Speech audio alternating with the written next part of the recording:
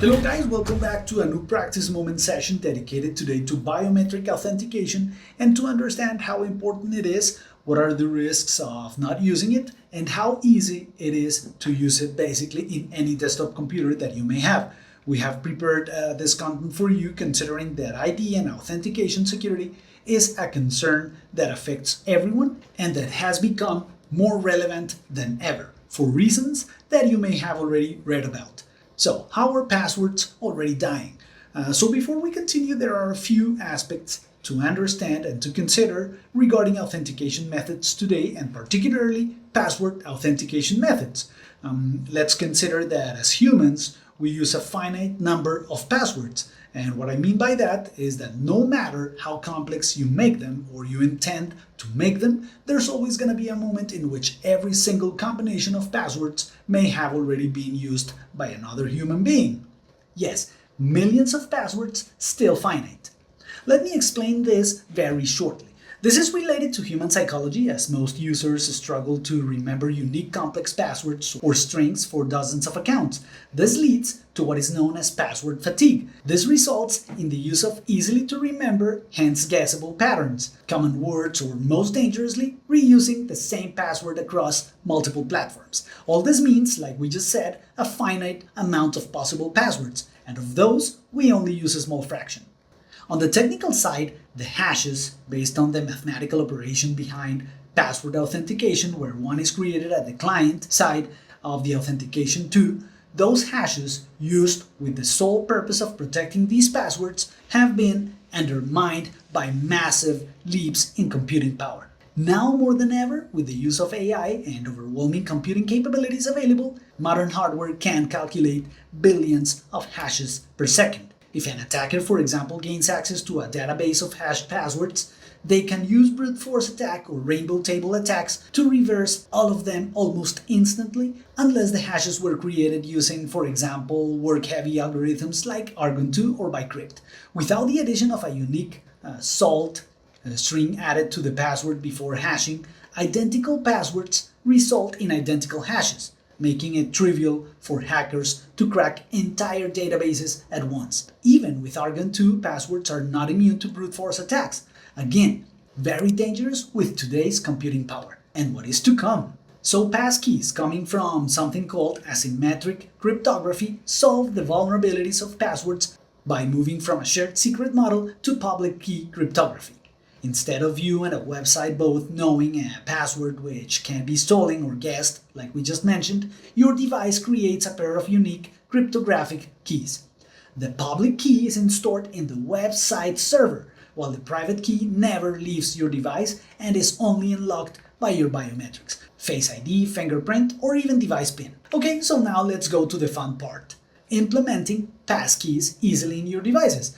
The first step to use passkeys in your computer, and I'm gonna be talking about the most convenient one, is to use the biometric reader of your computer. Of course, this means activating Windows Hello. Don't worry, if your computer doesn't have a fingerprint scanner or you're just using a desktop computer, you'll be able to get a fingerprint scanner like this one at very reasonable price, by the way. I'm gonna leave you the link in the description to a couple devices like this one that we have used and that we have liked so much as they are very reliable.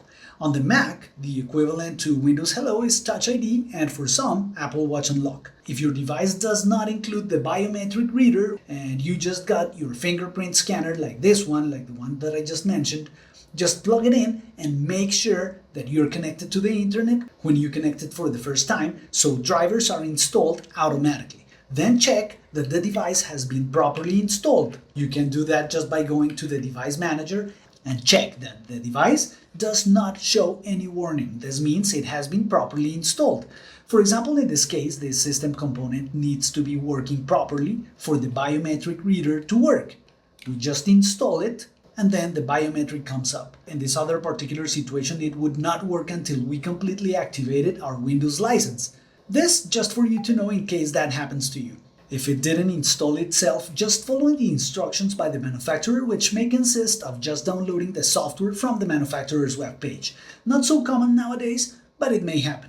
After it has been successfully installed, there comes the easy part. Activate Windows Hello. First, creating a PIN to log on to Windows, then choose to add a new fingerprint. Browsers by default will take advantage of the presence of Windows Hello and Passkeys and will guide you through their implementation. Of course, this once you're visiting a page or service that support it. If for any given reason it didn't, just go to the corresponding security page of your account that for sure you'll find the Passkeys option where you can enable and associate passkeys with any given account. If you use 2FA or second factor authentication, a passkey combines both the second factor authentication and your password into one encrypted handshake. When you use a passkey, you prove that you have the 2FA and you verify that it's you by biometrics or a PIN. Because it satisfies both requirements at once, most websites will stop asking for that 2FA code once you've logged in with a passkey. Now, with all this that we have discussed in this video, next time that you're asked if you want to save a passkey in your device, you will understand why it is much better for you to handle your authentication that way. And you'll also understand all the advantages that were thought behind the implementation of Windows Hello. Additional benefits from running Windows Hello, besides being of course able to use the biometric authentication to log into Windows and use passkeys for basic website authentication, there are other very interesting uses that you can give to your fingerprint reader. For example, user account control. Windows may use your biometric authentication to elevate privileges when using a non-administrator account for your daily tasks. By the way, a very good practice. Install a new program and many more security features are coming. This is important, particularly today that AI-based attacks are becoming the main trend and security needs to be hardened. As a good practice too, you can encrypt a specific folder in your computer, right-clicking the folder you want to protect, Properties, Advanced, then select Encrypt contents to secure data. It'll prompt you to back up the encryption key. However, this doesn't prompt you for authentication, just encrypt. In case that you lose control of your PC, that is very important. If you want, you can lock and unlock a folder using Windows Hello through a OneDrive folder called Personal Vault. Also very useful. Right here in Spanish, you can see it as Almacén Personal, lock it, and unlock it using Windows Hello. All the information inside that folder is gonna be kept secure.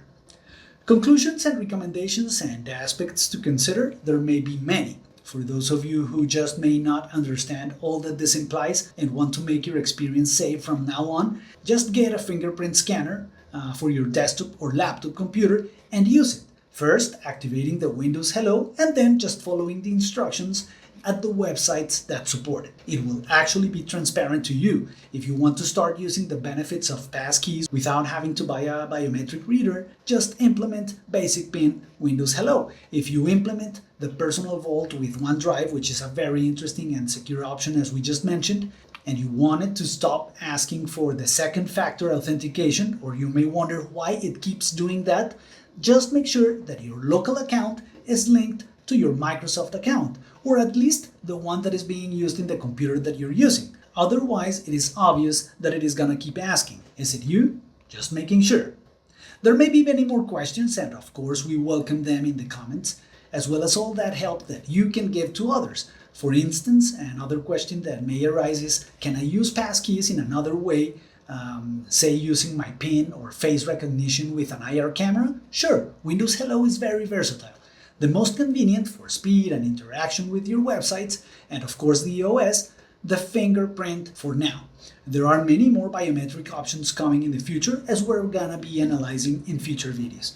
Okay guys, thank you very much for watching our videos. We really hope that they are of great help, particularly this one, that we hope can help you secure your accounts and implement secure interaction with technology. If you want to actively participate supporting us to continue creating all this content for you, just subscribe to our channel and hit the like button. See you next time.